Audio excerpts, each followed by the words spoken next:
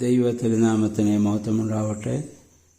Bible reading പ്രോഗ്രാമിൽ സംബന്ധിക്കുന്ന എല്ലാവർക്കും കർത്തൃനാമത്തിൽ സ്നേഹവന്ദനം. ഇന്ന് നമ്മൾ വായിക്കുകയും ധ്യാനിക്കുകയും ചെയ്യുന്നത് വിശുദ്ധ ലൂക്കോസിൻ്റെ സുവിശേഷം 22-ാം അധ്യായമാണ്. 22-ാം അധ്യായത്തിലെ മിക്കവാറും എല്ലാ ഭാഗങ്ങളും വിശുദ്ധ മത്തായിയുടെ സുവിശേഷത്തിലും വിശുദ്ധ മർക്കോസിൻ്റെ സുവിശേഷത്തിലും നമ്മൾ വായിച്ച് ധ്യാനിച്ച ഭാഗങ്ങൾ തന്നെയാണ്. പെസഹ എന്ന് പറയുന്ന അവരുടെ വലിയ പെരുന്നാളിൻ്റെ ദിവസം മിസ്രയീം അടിമത്തത്തിൽ നിന്ന് മോശെ മുഖാന്തരം ഇസ്രായേൽ ജനം വിടുവിക്കപ്പെട്ടതിൻ്റെ അനുസ്മരണമായിട്ട് അവർ നടത്തി വന്നിരുന്നതാണല്ലോ. പ്രധാനപ്പെട്ട 3 പെരുന്നാളുകളായിരുന്നു അവർക്കുണ്ടായിരുന്ന പെസഹ, പെന്തിക്കോസ്തി, കൂടാര പെരുന്നാൾ. അതിൽ ഏറ്റവും വലിയ പെരുന്നാളായിരുന്നു പെസഹ പെരുന്നാൾ. എല്ലാ വർഷവും അത് കർമ്മപരമായി ആചരിക്കണമെന്ന് പുറപ്പാട് പുസ്തകത്തിൽ യഹോവയായ ദൈവം മോശെ മുഖാന്തരം ഇസ്രായേൽ ജനത്തിന് അറിയിപ്പ് കൊടുക്കുന്നുമുണ്ട്. അവർ പുളിപ്പില്ലാത്ത അപ്പം അവർ മാവ് കുഴിച്ച് വെച്ച് പുളിക്കുന്നതിന് മുൻപ് അവർ പുളിക്കുന്നതിന് മുമ്പ് അപ്പം ഉണ്ടാക്കി അവർ തിടുക്കത്തോടെ ഭക്ഷിച്ച് പോകേണ്ട സാഹചര്യം. ഇത് കർമ്മപരമായി എല്ലാ വർഷവും അവർ ഓർക്കുന്നു. ദൈവത്തിൻ്റെ അത്ഭുതകരമായ വിടുതലിനെ സ്മരിക്കാൻ വേണ്ടിയാണ്. കർമ്മപരം എന്ന് പറയുമ്പോൾ പഴയ നിയമത്തിൽ എബ്രായ ഭാഷയിൽ ഷക്കാർ എന്നും പുതിയ നിയമത്തിൽ അനാംനെസിസ് എന്നും പറയുന്ന 2 വാക്കുകളുണ്ട്. രണ്ടിനും കർമ്മപരമായ ഓർമ്മയാണ് സൂചിപ്പിക്കുക. എൻ്റെ ഓർമ്മയ്ക്കായി ഇപ്രകാരം നിങ്ങൾ ചെയ്യുവിനെന്ന് കർത്താവ് പറയുമ്പോൾ ആ ഓർമ്മ കർമ്മപരമാണ്, അല്ലാതെ വെറും ചിന്താപരമല്ല എന്ന് നമ്മൾ മനസ്സിലാക്കുക. അതുകൊണ്ടാണ് ഈ 2 വാക്കുകൾ ഷക്കാർ എന്നും എബ്രായ ഭാഷയിൽ അനാംനെസിസ് എന്ന ഗ്രീക്ക് ഭാഷയിലും എഴുതുന്നതിൻ്റെ അർത്ഥം കർമ്മപരമായ ഓർമ്മയാണത് സൂചിപ്പിക്കുന്നത്. അപ്പം നമ്മൾ വായിക്കുന്നത്, ആ ദിവസം വന്നപ്പോൾ യൂദാസ് കറിയോത്തായിലെ സാത്താൻ പ്രവേശിച്ചു. അവൻ പുരോഹിതർ പ്രമുഖന്മാരുമായി സേനാധിപതിയുമായി സമീപിച്ച് എങ്ങനെയാണ് യേശുവിനെ അവർ കൊടുക്കേണ്ടതെന്ന് ആലോചിച്ചു. അപ്പോൾ ഈ ഭാഗം വായിക്കുമ്പോൾ യൂദാസ് യേശുവിനെ വിട്ടുകൊടുത്തത് അവൻ്റെ കുഴപ്പമല്ലല്ലോ, പിശാച് അവനിൽ പ്രവേശിച്ചുകൊണ്ടല്ലേ എന്ന് ചോദിക്കുന്നവരുണ്ട്. മനുഷ്യൻ്റെ അറിവും സമ്മതവും കൂടാതെ പിശാചിന് നമ്മിൽ പ്രവേശിക്കാൻ സാധിക്കുകയില്ല. കാരണം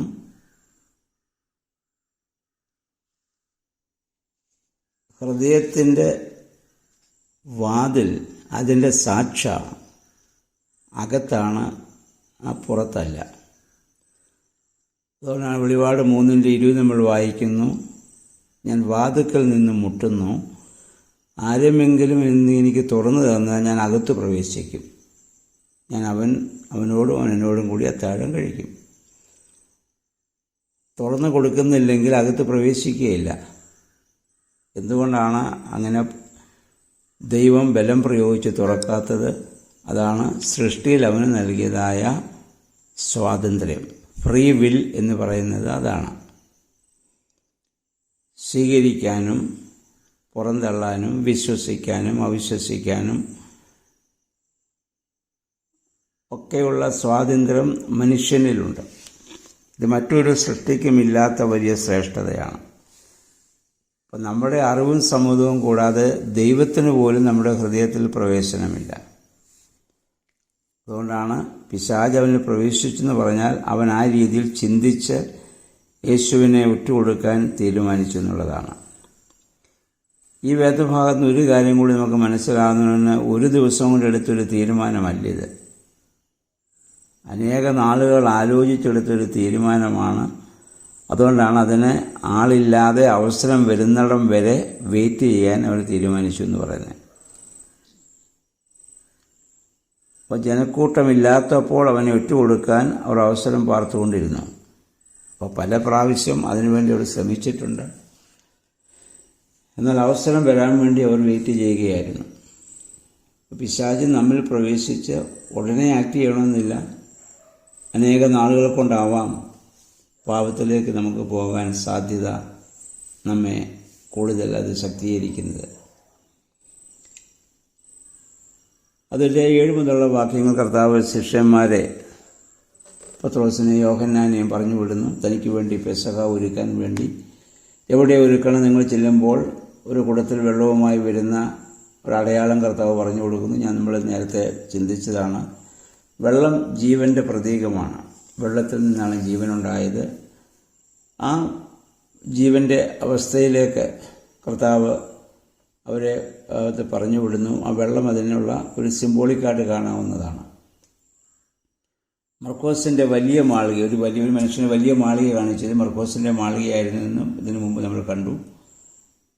കർത്താവ് വിശുദ്ധ കുർബാന അർപ്പിച്ചത് ഇതുവരെ നടന്നതും ജീവിച്ചതും പ്രവർത്തിച്ചതുമൊക്കെ സൗകര്യമില്ലാത്ത സ്ഥലങ്ങളിലായിരുന്നെങ്കിൽ വിശുദ്ധ കുർബാന അർപ്പിച്ചത് നല്ല സൗകര്യമുള്ള മനോഹരമായി വിരിച്ചൊരുക്കിയ മാളികയിലാണ്. അതുകൊണ്ടാണ് വിശുദ്ധ കുർബാന ചൊല്ലുന്ന ദേവാലയവും വിശുദ്ധ മദ്ബഹായും ഒക്കെ മനോഹരമായി നമ്മൾ വിരിച്ചൊരുക്കി സൗകര്യപ്രദമായ രീതിയിൽ ചെയ്യുന്നതിൻ്റെ കാരണവും അത് തന്നെയാണ്. അപ്പോൾ അവിടെ കർത്താവിന് വേണ്ടി അവിടെ പെസഹ അവിടെ ഒരുക്കുന്നു. സമയമായപ്പോൾ കർത്താവ് പെസഹ ഭക്ഷിക്കാൻ വേണ്ടി ഇരിക്കുന്നു. അവരോടൊരു കാര്യം പറഞ്ഞു, ദൈവരാജ്യത്തിൽ ഇനി ഇത് പൂർത്തിയാകുന്നത് വരെ ഞാൻ ഇനി ഇത് ഭക്ഷിക്കുകയില്ല. പാനപാത്രം എടുത്തിട്ട് പറഞ്ഞു, ഇത് വാങ്ങി പങ്കുവെക്കുവിൻ. ഞാൻ നിങ്ങളോട് പറയുന്നു, ഇപ്പോൾ മുതൽ ദൈവരാജ്യം വരുന്നത് വരെ മുന്തിരിയുടെ ഫലത്തിൽ നിന്ന് ഞാൻ പാനം ചെയ്യുകയില്ല എന്ന് പറഞ്ഞാൽ, ഇനി ഒരു ദിവസം കർത്താവ് ഇതുപോലെ തന്നെ നമ്മളോടൊന്നിച്ച്, വിശ്വാസികളോടൊന്നിച്ച് അത്താഴം കഴിക്കുന്ന ഒരു ദിവസം, അല്ലെങ്കിൽ ഈ ഒരു വിരുന്ന് കഴിക്കുന്ന ഒരു ദിവസം വരുമെന്നുള്ളതാണ്. ഇതാണ് യഹൂദന്മാരും വിശ്വസിച്ചിരുന്നു. മശീഹായുടെ ആഗമനത്തിൽ നീതിമാന്മാരായ യഹൂദന്മാരെ കൂട്ടി മശീഹ വലിയൊരു വിരുന്ന് കഴിക്കും.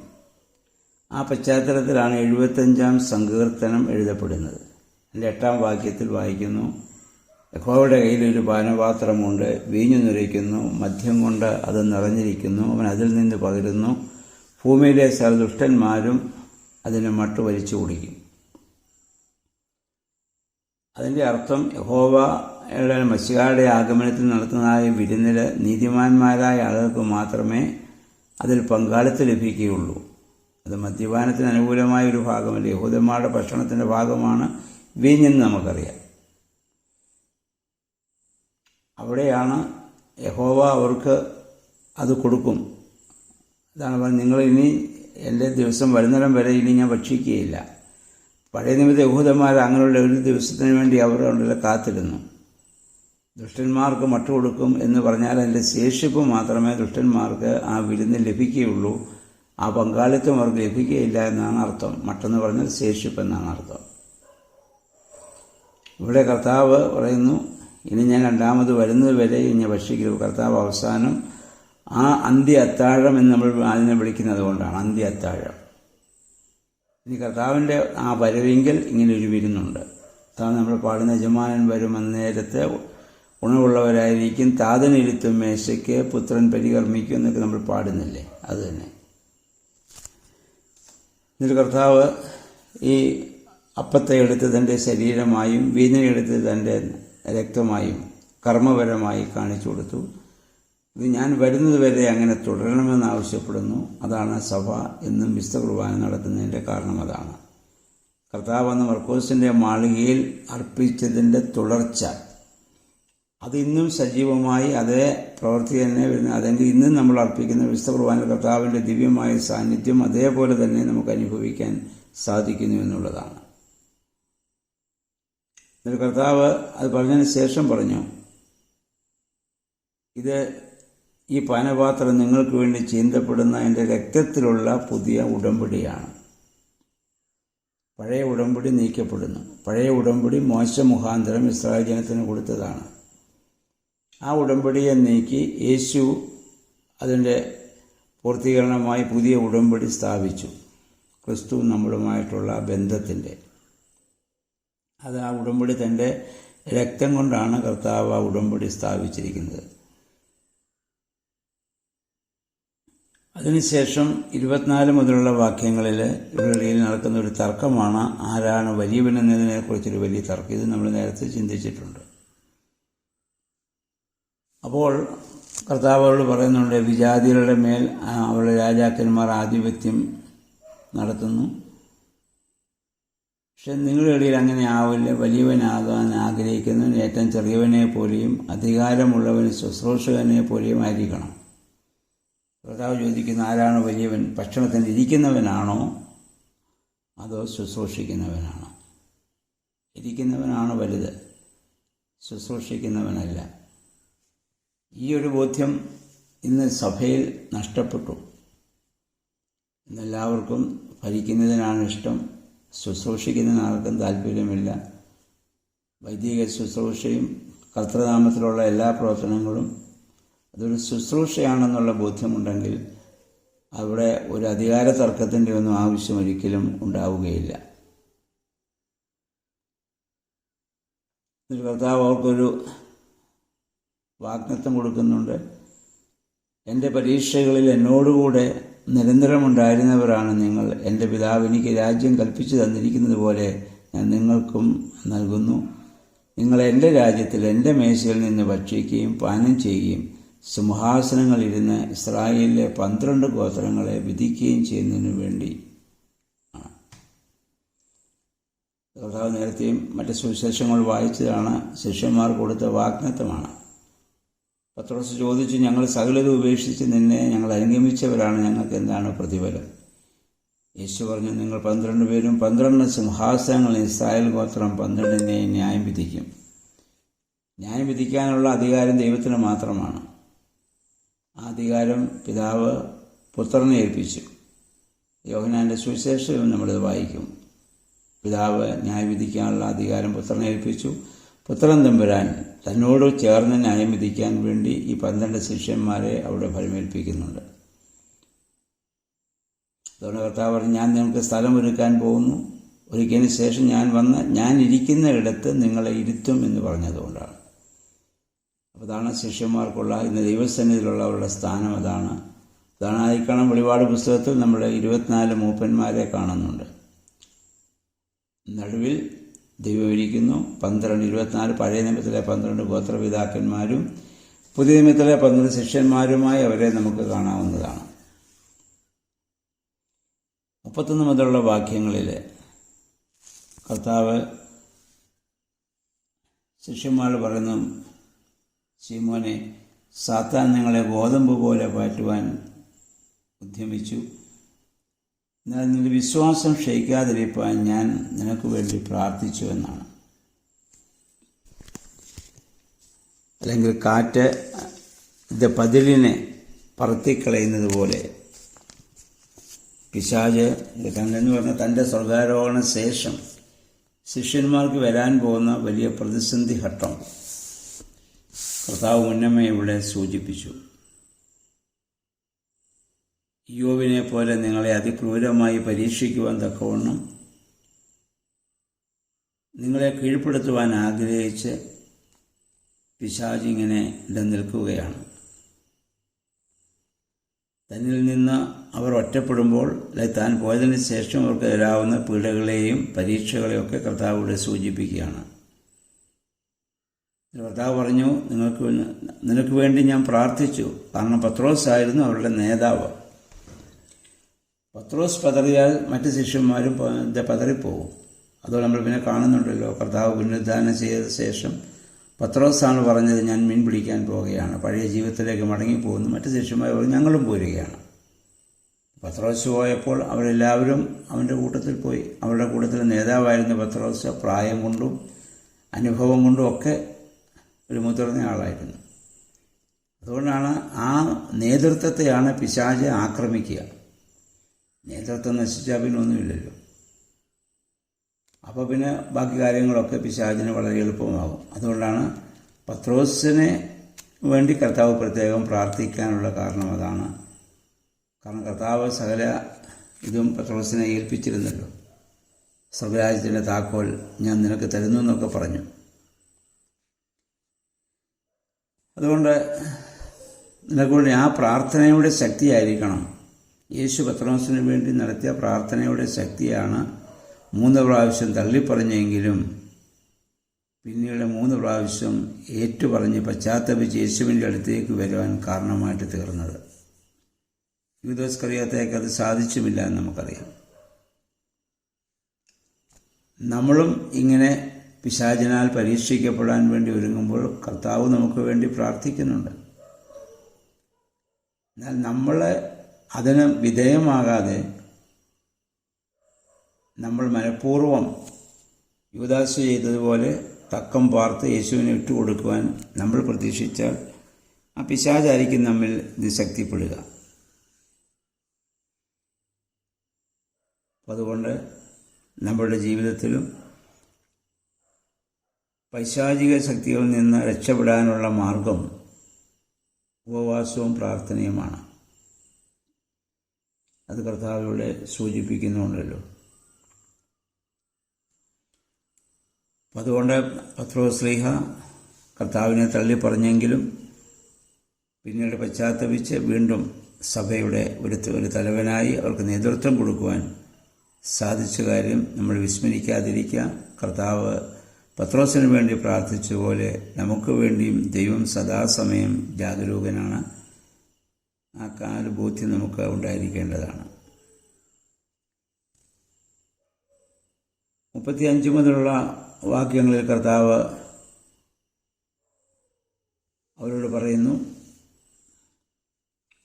നിങ്ങൾ അവരോട് ചോദിക്കുന്നു, ഞാൻ നിങ്ങളെ ഇതിനു മുമ്പ് അയച്ചപ്പോൾ ഇസ്രായേലിലെ കാണാതെ പോയ ആളുകളുടെ അടുക്കിലേക്ക് കർത്താവ് പ്രേക്ഷിത പ്രവർത്തനത്തിന് തൻ്റെ ശുശ്രൂഷാകാല ശിഷ്യന്മാരെ അയച്ചല്ലോ. അന്നവരോട് കുറിച്ചു, അന്ന് ഞാൻ നിങ്ങളോട് പറഞ്ഞു, മടിശീലയിൽ ഭാണ്ഡമോ ചെരുപ്പോ ഇല്ലാതെ നിങ്ങൾ പോകണമെന്ന് പറഞ്ഞു. നിങ്ങൾക്ക് വല്ല കുറവുണ്ടായിരുന്നു? അവർ പറഞ്ഞു, ഞങ്ങൾക്ക് ഒരു കുറവുണ്ടായില്ല. അപ്പോൾ ഇനി അങ്ങനെയാണെങ്കിൽ ഇനിയും നിങ്ങൾ മടിശീലകളിൽ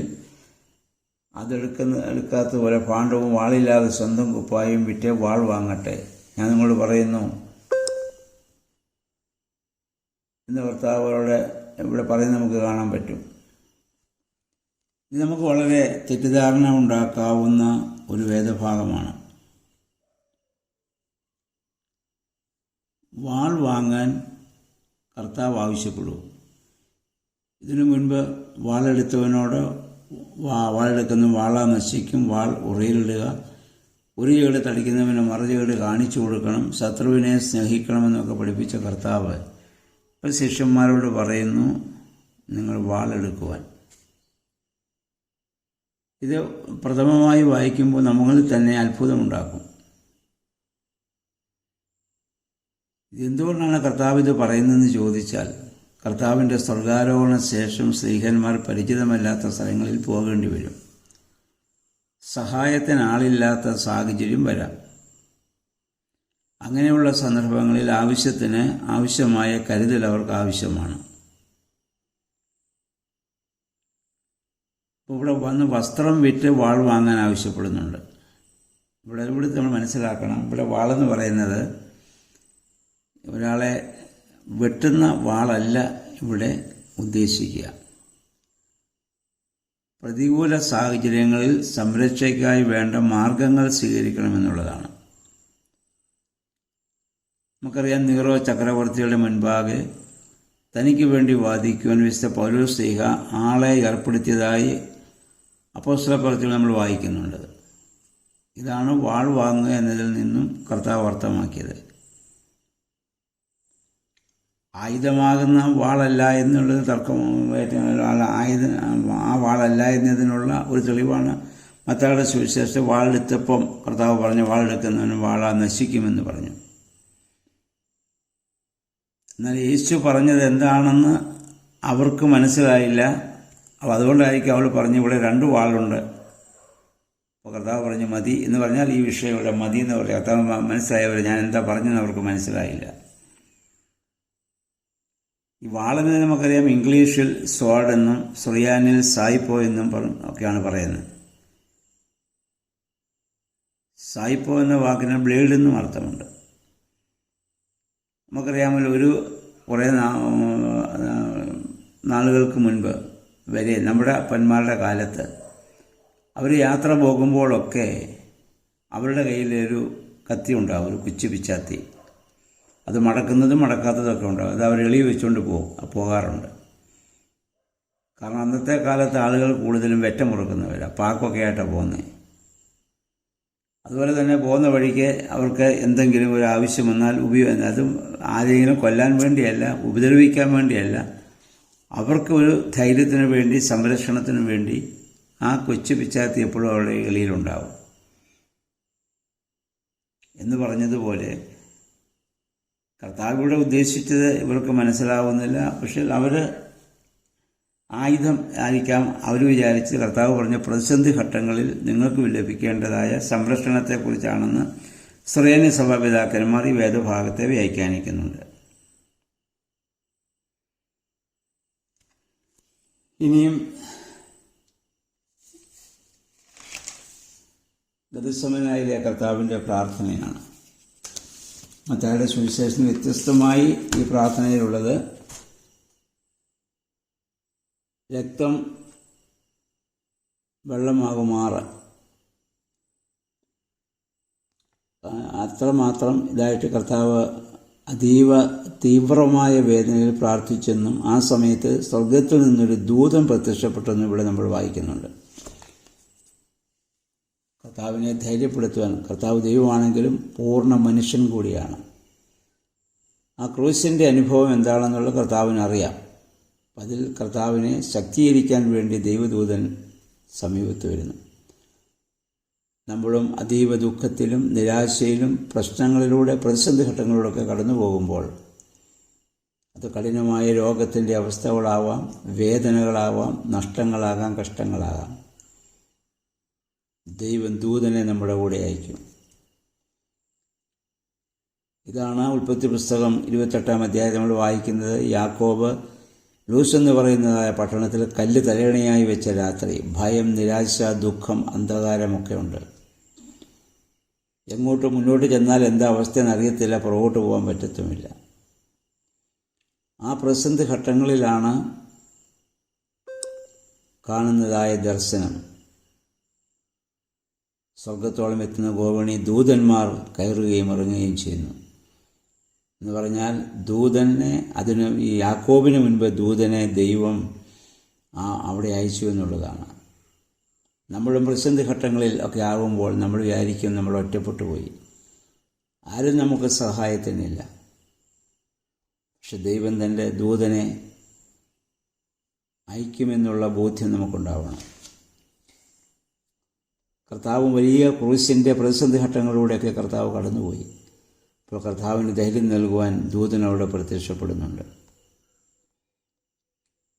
ഇതുതന്നെയായിരുന്നു താബോർ മലയിൽ വെച്ച് മോശയും ഏലിയാവും കർത്താവിനോട് സംസാരിച്ച വിഷയത്തെക്കുറിച്ച് നമ്മൾ നേരത്തെ വായിച്ചല്ലോ. ജെറുസലേമിൽ താൻ നേരിടാൻ പോകുന്ന ആ കഷ്ടതയെക്കുറിച്ച്, പീഡയെക്കുറിച്ചായിരുന്നു. ആ പരിശുദ്ധന്മാരും യേശുവിനവിടെ ധൈര്യം കൊടുക്കുന്നുണ്ട്. നമ്മളും സാധാരണ മനുഷ്യരാണ്. നമ്മൾ അങ്ങനെ അതിനുവേണ്ടി ആ പ്രതിസന്ധി ഘട്ടങ്ങളെ തരണം ചെയ്യാൻ നമ്മൾ ദുഃഖത്തോടെ പ്രാർത്ഥിക്കുമ്പോൾ നമുക്ക് ചുറ്റും ദൈവത്തിൻ്റെ കാവൽമാലാഖയെ ദൈവം അയച്ചിരിക്കുന്നുവെന്ന ബോധ്യത്തോടെ, ധൈര്യത്തോടെ അതിനെ അതിജീവിപ്പാനും പ്രാർത്ഥിപ്പാനും നമുക്കിടയായിട്ട് തീരണം. അത് കഴിഞ്ഞ് കർത്താവ് പ്രാർത്ഥന കഴിഞ്ഞ് തിരിച്ചു വരുമ്പോൾ ശിഷ്യന്മാർ വ്യസനം നിമിത്തം അവർ ഉറങ്ങുന്നത് കർത്താവ് കർത്താവിന് സംഭവിക്കാൻ പോകുന്നതൊക്കെ കർത്താവ് പറഞ്ഞപ്പോൾ അവർക്ക് ഉള്ളിൽ വലിയ നിരാശയും ദുഃഖമൊക്കെ ആയി. അപ്പോൾ കർത്താവ് പറയുന്നുണ്ട്, നിങ്ങൾ ഉറങ്ങുന്നതെന്ത്? പരീക്ഷയിൽ അകപ്പെടാതിരിക്കാൻ ഉണർന്നിരുന്ന് പ്രാർത്ഥിക്കുവിൻ. അപ്പോൾ പൈശാചിക പരീക്ഷയിൽ നിന്ന് നമ്മളെ സംരക്ഷിക്കുന്ന ഏക ഘടകം ഉണർവോടുകൂടിയുള്ള പ്രാർത്ഥനയാണെന്ന് കർത്താവ് അവിടെ വ്യക്തമാക്കുന്നുണ്ട്. അപ്പം ആ പ്രാർത്ഥനയാൽ മാത്രമേ പൈശാചിക ശക്തികളെ അതിജീവിക്കാൻ സാധിക്കുകയുള്ളൂ എന്ന് കർത്താവ് നേരത്തെ പറഞ്ഞത് ഓർക്കുക.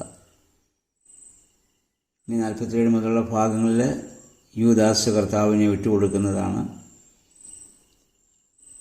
നമ്മളിവിടെ വായിക്കുന്നു, 12 പേരിൽ ഒരുവനായ യൂദാസാണ് യേശുവിനെ പിടിക്കാൻ അവരുടെ മുൻപിൽ നടന്ന് വന്നിരുന്നത്.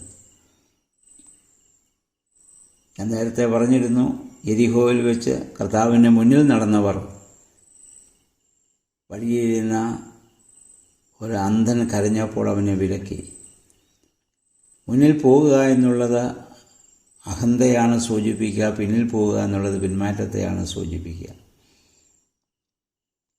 ഇപ്പോൾ പിശാച് യൂദാസിൽ കടന്നു കയറിയപ്പോൾ ധൈര്യമായി മുന്നിൽ നടന്ന് യേശുവിനെ കാണിച്ചു കൊടുക്കുവാനുള്ള ധൈര്യം അവന് ലഭിക്കുകയാണ്. അതാണ് പൈശാചിക ശക്തി നമ്മൾ പ്രവേശിക്കുമ്പോഴും ഇങ്ങനെ ഹീനപ്രവർത്തികൾ ചെയ്യാനുള്ള ധൈര്യം നമുക്ക് ലഭിക്കും. അതുകൊണ്ടാണ് പല ആളുകളും ഹീനപ്രവർത്തികൾ ധൈര്യത്തോടെ ചെയ്യുന്നതിൻ്റെ കാരണം പിശാച് അവരിൽ ശക്തിപ്പെട്ടു എന്നുള്ളതാണ്. അപ്പം അതിനെ അതിജീവിക്കാനുള്ള മാർഗം കർത്താവ് പറഞ്ഞു, ഉണർന്നിരുന്ന് പ്രാർത്ഥിക്കുക. സ്നേഹത്തിൻ്റെ സിമ്പലായ ചുംബനം കൊണ്ടാണ് അവന് യേശുവിനെ കാണിച്ചു കൊടുക്കുന്നത്. നമുക്ക് പൈശാചികമായ ആ പ്രവർത്തനത്തിൻ്റെ ആ വലിയ ആ പ്രവർത്തനങ്ങൾ കാണാൻ പറ്റുന്നുണ്ട്. ചുംബനം കൊണ്ട് കാണിച്ചു കൊടുക്കുക. നമ്മൾ സാധാരണ മലയാള ഭാഷയിൽ പറയാറില്ലേ, ചിരിച്ചുകൊണ്ട് കഴുത്തിറക്കുക എന്ന് പറഞ്ഞു. അത് തന്നെ ചുംബനം സ്നേഹത്തിൻ്റെ, സ്വീകരണത്തിൻ്റെ, അംഗീകാരത്തിൻ്റെ അടയാളമാണ്. അതേ അടയാളം ഉപയോഗിച്ച് യേശുവിനെ ഒറ്റുകൊടുക്കാൻ യൂദാസ് ഇവിടെ തയ്യാറാവുന്നു. പിശാചൊരു മനുഷ്യന് പ്രവേശിക്കുമ്പോഴുണ്ടാകുന്ന വ്യതിയാനമാണിത്. അപ്പോഴാണ് ശിഷ്യന്മാരൊരുവൻ വാളെടുത്ത് വെട്ടട്ടെ എന്ന് ചോദിച്ചു. കർത്താവ് എന്തെങ്കിലും മറുപടി പറയുന്നതിന് മുമ്പ് തന്നെ അവൻ പ്രധാന പുരോഹിതൻ്റെ സേവകനെ വെട്ടിക്കഴിഞ്ഞു. കർത്താവ് അതിനോട് യോജിക്കുന്നില്ല എന്നുള്ളതാണ് കർത്താവ് അവൻ്റെ ചെവി ഭേദമാക്കി കൊടുത്തത്. തന്നെ പിടിക്കാൻ വരുന്ന ശത്രുവിനെ പോലും സൗഖ്യമാക്കുവാൻ സന്നദ്ധമായി നിൽക്കുന്നൊരു മനസ്സ്. ഇതെങ്ങനെ ലഭിച്ചു? ഗതശമനായിലെ പ്രാർത്ഥന. ആ പ്രാർത്ഥനയുടെ ശക്തിയാണത്. രോമം കത്തിരിക്കുന്നവൻ്റെ മുമ്പിൽ മിണ്ടാതെ നിൽക്കുന്ന പെണ്ണാട് പോലെ നിന്നുകൊണ്ട് തന്നെ ഉപദ്രവിക്കാൻ വരുന്നവൻ്റെ മുറിവിനെ സൗഖ്യമാക്കി വിടുന്ന കർത്താവ്. അത്രമാത്രം രക്തം വെള്ളമാകുമാറുള്ള പ്രാർത്ഥനകളിലൂടെ മാത്രമേ ആ ശക്തി നമുക്ക് ലഭിക്കുകയുള്ളൂ. ഇല്ലെങ്കിൽ നമ്മിലും പ്രതികാര ബുദ്ധി മാത്രമേ ഉണ്ടാവുകയുള്ളൂ.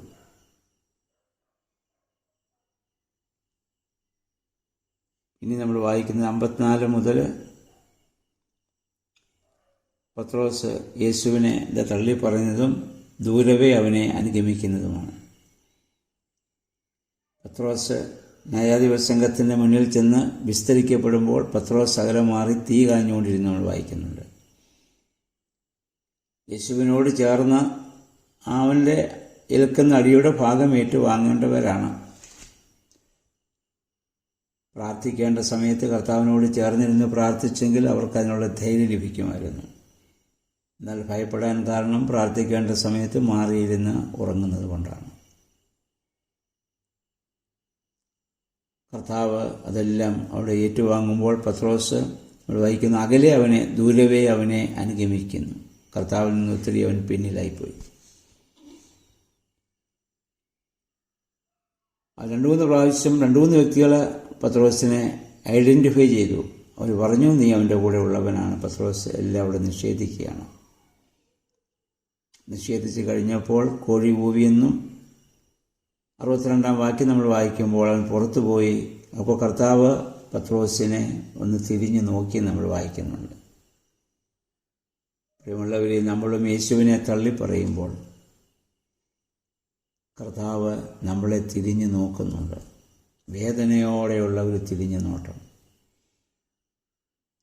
ആ നോട്ടം നമ്മൾ പതിച്ചാൽ നമ്മൾ ഏറ്റുപറയും. അതാണ് പത്രോസിന് സംഭവിച്ചത്. കർത്താവ് അവനെ തിരിഞ്ഞു നോക്കി. ആ തിരിഞ്ഞു നോട്ടമാണ് അവനിൽ മനസ്താപമുണ്ടാക്കിയത്. അവൻ പുറത്തുപോയി മനംനൊന്ത് കരഞ്ഞു എന്ന് നമ്മൾ വായിക്കുന്നുണ്ട്. പക്ഷേ കർത്താവ് നമ്മളെ നോക്കുന്നത് നമ്മൾ പലപ്പോഴും മനസ്സിലാക്കും. നമ്മൾ വീണ്ടും ആ പാപത്തിൽ തന്നെ, ആ കഠിന ഹൃദയത്തോടു കൂടി തന്നെ, യേശുവിനെ തള്ളിപ്പറയുന്ന മനോഭാവത്തോടു കൂടി തന്നെ നമ്മൾ ജീവിക്കുന്നു. അതിൽ നിന്ന് കർത്താവ് നമ്മളെ ദിവസവും നമ്മൾ ദൈവത്തിന് ഹിതമല്ലാത്ത കാര്യങ്ങൾ ചിന്തിക്കുകയും പറയുകയും പ്രവർത്തിക്കുകയും ചെയ്യുമ്പോൾ യേശു നമ്മെ നോക്കുന്നു എന്നൊരു ചിന്ത നമുക്കുണ്ടെങ്കിൽ അതിൽ നിന്ന് നമുക്ക് പശ്ചാത്താപത്തിലേക്ക് മടങ്ങി വരുവാൻ സാധിക്കും.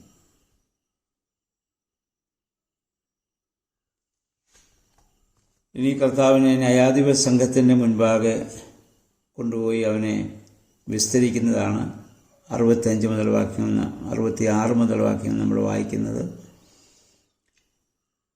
നീ ക്രിസ്തുവാണെങ്കിൽ ഞങ്ങളോട് പറയുക. അവനോട് പറഞ്ഞു, ഞാൻ പറഞ്ഞാൽ നിങ്ങൾ വിശ്വസിക്കുകയില്ല, ഞാൻ ചോദിച്ചാൽ നിങ്ങൾ ഉത്തരം നൽകുകയുമില്ല. ഇപ്പോൾ മുതൽ മനുഷ്യപുത്രൻ ദൈവശക്തിയുടെ വലതുഭാഗത്തിരിക്കും. അവർ ചോദിച്ചു, നീ ദൈവപുത്രനാണോ? അവൻ പറഞ്ഞു, ഞാൻ പറയേണ്ട നിങ്ങൾ തന്നെ പറഞ്ഞില്ലേ. അപ്പോൾ അവർക്കപ്പോൾ ഒരു പോയിന്റ് കൂടെ കിട്ടി. അവൻ ദൈവദൂഷണം പറഞ്ഞു. അത് അവനെ കൊണ്ട് പറയിപ്പിക്കാൻ വേണ്ടി ചെയ്തതാണ്. കർത്താവ് പറഞ്ഞത് സത്യമാണ്. ദൈവശക്തിയുടെ വലതുഭാഗത്ത് കർത്താവ് ഇരിക്കുന്നത് പിന്നെ ആദ്യം കാണുന്നത് സ്തേഫാനോസ് സഹദായാണ്. ആദ്യമായി ഇത് കാണാനുള്ള ഭാഗ്യം അദ്ദേഹത്തിന് ലഭിച്ചു. അപ്പോസ്തലപ്രവൃത്തി നമ്മൾ വരുമ്പോൾ നമ്മൾ വായിക്കും. അപ്പോസ്തലപ്രവൃത്തി 7-ാം അധ്യായത്തിൽ അതിനെപ്പറ്റി പറയുന്നുമുണ്ട്. പ്രിയമുള്ളവർ, ഇന്നത്തെ ദിവസം ഈ 22-ാം അധ്യായം നമ്മെ ചിന്തിപ്പിക്കട്ടെ. 1-2 കാര്യങ്ങൾ ഒരിക്കൽ കൂടി ഓർമ്മപ്പെടുത്തട്ടെ. പിശാച് നമ്മുടെ അനുവാദമില്ലാതെ നമ്മൾ പ്രവേശിക്കുകയില്ല.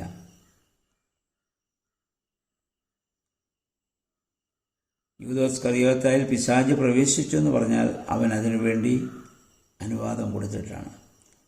നമ്മൾ അനുവദിക്കാതെ ദൈവത്തിന് പോലും നമ്മൾ പ്രവേശിക്കാനാവില്ല. അത്രമാത്രം സ്വാതന്ത്ര്യം ദൈവം നമുക്ക് നൽകിയിരിക്കുന്നു. ഫ്രീ വിൽ, നന്മയും തിന്മയും ചെയ്യാനും തിരഞ്ഞെടുക്കാനും ഒക്കെയുള്ള സ്വാതന്ത്ര്യം ദൈവം നമുക്ക് തന്നിട്ടുണ്ട്. നമ്മളത് വിനിയോഗിക്കണം.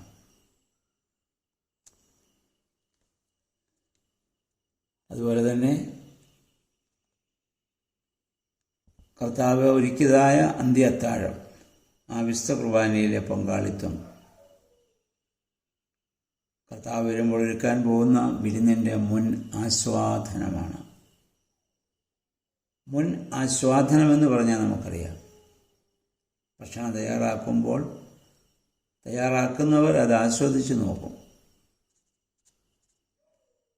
അത് നമ്മൾ ഉപ്പ് നോക്കുക എന്നാണ് പറയുക. പക്ഷേ അത് ഭക്ഷണമാണോ എന്ന് ചോദിച്ചാൽ ആണ്, എന്നാൽ പൂർണ്ണമായ ഭക്ഷണവുമല്ല. യഥാർത്ഥത്തിൽ ഭക്ഷണം കഴിക്കുന്ന എല്ലാവരും കൂടെ ചേർന്നിരുന്നിട്ട് നമ്മൾ വിളമ്പി എല്ലാവരും കൂടെ ചേർന്നിട്ട് നമ്മൾ ഒന്നിച്ച് ഭക്ഷിക്കുമ്പോഴാണ് ഭക്ഷിച്ച് നമ്മൾ പറയുക. അതിനു മുമ്പ് അതിൻ്റെ ടേസ്റ്റ് നോക്കുന്നത് പോലെ കർത്താവ് വരുമ്പോൾ നടത്താൻ പോകുന്ന വലിയ വിരുന്നിൻ്റെ മുന്നാസ്വാദനമാണ് നമ്മൾ നടത്തുന്ന ഓരോ വിശുദ്ധ കുർബാനയും. അതിൻ്റെ പൂർണ്ണത കർത്താവിൻ്റെ വിരുന്നോട് കൂടിയാണ്. അതുകൊണ്ട് കർത്താവ് പറഞ്ഞു, ഞാൻ ഇനിയും വരുന്നത് വരെ ഇതിൽ നിന്ന് ഞാൻ ആസ്വദിക്കുകയില്ല. അപ്പോൾ കർത്താവ് വരുമ്പോൾ ഒരു വലിയ വിരുന്ന് ഒരുക്കപ്പെടുമെന്ന സത്യം നമ്മൾ ഓർക്കുക. ആ വിരുന്നിൽ നമുക്ക് പങ്കാളിത്തം ഉണ്ടാകണമെങ്കിൽ നമ്മൾ ആ കർത്താവിന് വേണ്ടി പ്രതീക്ഷയോടെ ഒരുക്കത്തോടെ ആയിരിക്കണമെന്നുള്ളതാണ്. അതിനുശേഷം ഞങ്ങളിൽ ആരാണ് വലിയവനെന്നുള്ള ഒരു തർക്കം ശിഷ്യന്മാരുടെ ഇടയിലുണ്ടാകും.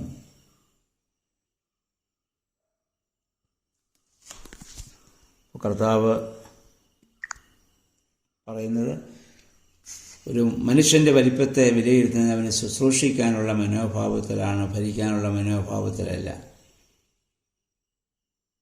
അത് ജാതികളുടെ ഇടയിൽ ലോകപരമായി ഭരിക്കാനുള്ള അധികാരമാണ്. പിന്നെ നമ്മൾ കണ്ടത്, പിശാച് പത്രോസിനെ പാറ്റിക്കളയാതിരിക്കാൻ വേണ്ടി പ്രലോഭനങ്ങൾ ഉൾപ്പെടുത്തി അവനെ ഇല്ലാതാക്കുന്നതിന് മുമ്പ് കർത്താവ് അവന് വേണ്ടി പ്രാർത്ഥിച്ചു എന്നുള്ളതാണ്. ഈ പ്രാർത്ഥന അനുദിനം കർത്താവ് നമുക്ക് വേണ്ടി ദൈവസ്ഥാനത്തിൽ നടത്തുന്നുണ്ട്. അതിൻ്റെ ശക്തിയിലാണ് നമുക്ക് പല പ്രലോഭനങ്ങളെയും അതിജീവിച്ച് ഭൂമിയിൽ നിലനിൽക്കാൻ സാധിക്കുന്നത്. തനിക്ക് ശേഷം ശിഷ്യന്മാർ നേരിടാൻ പോകുന്ന പ്രതിസന്ധി ഘട്ടം, ആ പ്രാർത്ഥനയുടെ ശക്തിയാണ് പത്രോസ് തള്ളിപ്പറഞ്ഞെങ്കിലും വീണ്ടും ആ തിരിച്ചു വരുവാൻ ഇടയായിട്ട് തീർന്നത്. വാളെടുക്കുക എന്ന് പറഞ്ഞാൽ നമുക്കറിയാം, പ്രതികൂല സാഹചര്യങ്ങളെ അതിജീവിപ്പാനുള്ള മുൻകരുതലെന്ന് മാത്രമേ അതിനർത്ഥമുള്ളൂ. അതായത് ആരെയും അത് നശിപ്പിക്കുന്ന വാളല്ല. കർത്താവ് വാളെന്ന് പറഞ്ഞ ശിഷ്യന്മാർക്ക് അതിൻ്റെ ആന്തരികമായ അർത്ഥം മനസ്സിലാക്കാൻ സാധിച്ചില്ല എന്നുള്ളത് സത്യം. നമ്മളും പലപ്പോഴും മറ്റുള്ളവരെ ഉപദ്രവിക്കുന്ന ആ വാളാണ് നമ്മൾ എടുക്കുക. പിന്നെ നമ്മൾ കണ്ടത് ഗെത്സമനായിൽ കർത്താവ് പ്രാർത്ഥിച്ചപ്പോൾ രക്തം വെള്ളമാകുമാറ് ക്രൂശുമരണം മുന്നിൽ നടത്തിയ പ്രാർത്ഥന, അവിടെ ദൈവദൂതൻ കടന്നു വന്നു. പൂർണ്ണ മനുഷ്യനെന്ന രീതിയിൽ കർത്താവിനെ ധൈര്യപ്പെടുത്തുവാൻ നമ്മളും അപ്രകാരം രക്തം വെള്ളമാകുമാറ് ഓരോ പ്രതിസന്ധി ഘട്ടങ്ങളിൽ പ്രാർത്ഥിക്കുമ്പോൾ ദൈവത്തിൻ്റെ മാലാഖ നമുക്ക് ചുറ്റുമുണ്ടേ എന്ന് യാക്കോബിൻ്റെ ആ ജീവിതത്തിൽ നിന്നൊക്കെ നമുക്ക് മനസ്സിലാക്കാൻ സാധിക്കുന്നു. അതുകൊണ്ട് ഇന്നത്തെ ദിവസം ഈ പകൽക്കാലം 22-ാം അധ്യായം വായിച്ച് ധ്യാനിച്ച് നമ്മുടെ ജീവിതത്തെ യേശുക്രിസ്തുവുമായുള്ള വലിയ ബന്ധത്തിൽ നിലനിർത്തുവാൻ നമുക്ക് ശ്രമിക്കാം. ദൈവത്തിൻ്റെ പരിശുദ്ധാത്മാവ് അതിന് നമ്മെ സഹായിക്കട്ടെ.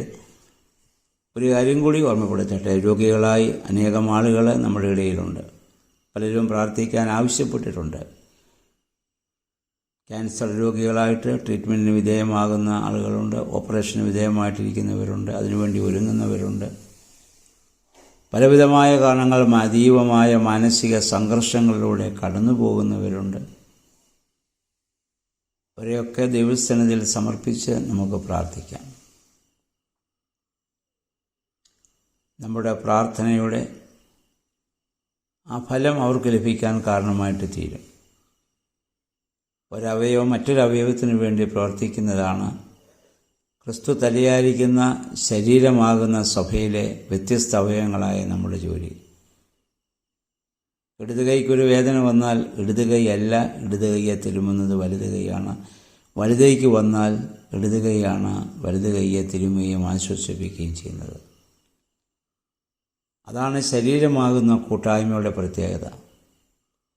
അതുകൊണ്ട് പൗലോസ്ലീഹ പറയുന്നു, ക്രിസ്തു തലയായിരിക്കുന്ന ശരീരമാണ് സഭയെന്നും നമ്മളതിലെ വ്യത്യസ്തമായ അവയവങ്ങളാകുന്നുവെന്നും. ആ തലയിൽ നിന്നുള്ള ആജ്ഞ ലഭിച്ചെങ്കിൽ മാത്രമേ ഒരു അവയവത്തിന് മറ്റൊരു അവയവത്തെ ശുശ്രൂഷിക്കാൻ സാധിക്കത്തുള്ളൂ. ആ തലയുമായുള്ള ബന്ധം വിച്ഛേദിച്ചാൽ ആ അവയവത്തിന് പിന്നെ ചലിക്കാനാവില്ല. അപ്പോൾ നമുക്ക് ക്രിസ്തുവുമായുള്ള ബന്ധം നമ്മൾ നിലനിർത്തുമ്പോൾ മാത്രമേ നമുക്കത് സാധിക്കുകയുള്ളൂ. ആ ബന്ധം നിലനിർത്തിക്കൊണ്ട് മറ്റവയവങ്ങൾക്ക് വേണ്ടി പ്രാർത്ഥിക്കുവാൻ സർവശക്തനായ ദൈവം എല്ലാ അനുഗ്രഹങ്ങളും നമുക്ക് നൽകട്ടെ എന്ന് പ്രത്യേകമായി പ്രാർത്ഥിക്കുന്നു. ആ പ്രാർത്ഥനയ്ക്ക് വേണ്ടി നിങ്ങൾ പ്രത്യേകം തയ്യാറാകണമെന്ന് ഓർമ്മപ്പെടുത്തിക്കൊണ്ട് ഇന്നത്തെ വേദഭാഗം ഇവിടെ ഉപസംഹരിക്കുന്നു. ദൈവനാമം മഹത്വപ്പെടട്ടെ.